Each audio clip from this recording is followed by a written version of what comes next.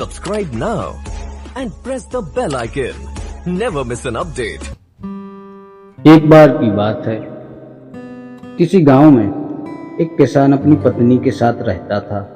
किसान तो मेहनती था, लेकिन अक्सर वह अपनी पत्नी के कामों में अक्सर कोई ना कोई कमी निकालता रहता था, जिसको लेकर अक्सर किसान और उसकी पत्नी में नोकझोंक हो जाया करती थी। एक दिन की बात है, हमेशा की तरह किसान ने अपनी पत्नी से कहा, तुम आलसी हो गई हो, अब तो तुम धीरे धीरे और सुस्त रूप से काम करती हो।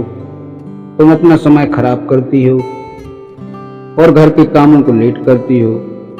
रोज की ऐसी बातों को सुनकर किसान की पत्नी अपने पति के ऐसे शब्दों से नाराज हो गई और बोली, आप गलत हो जो रोज रोज ऐसे मुझे बातें सुनाते हो, और यदि ऐसा है तो आप कल घर पर रहो और आपके बदले में मैं खेत जाऊंगी।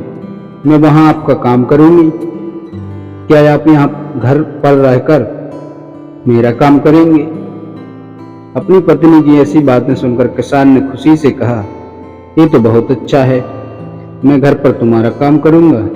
एक दिन तुम खेत में काम करोगी तो पता चलेगा कि कितना मेहनत करना पड़ता है।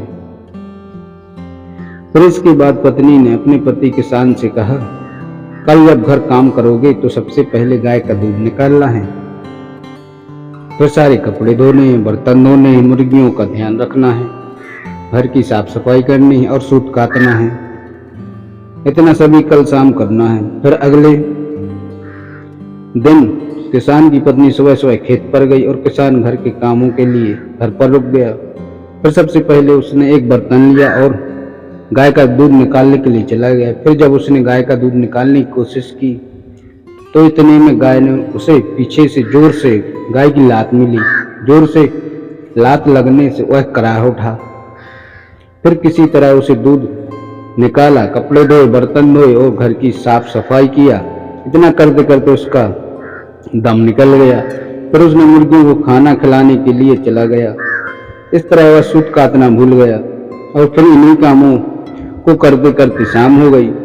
फिर शाम को जब पत्नी खेत से लौट आई तो अब किसान ने शर्म से अपना सिर झुका दिया, जिसे देखकर उसकी पत्नी अब समझ गई थी कि उसके पति को सबक मिल गया है।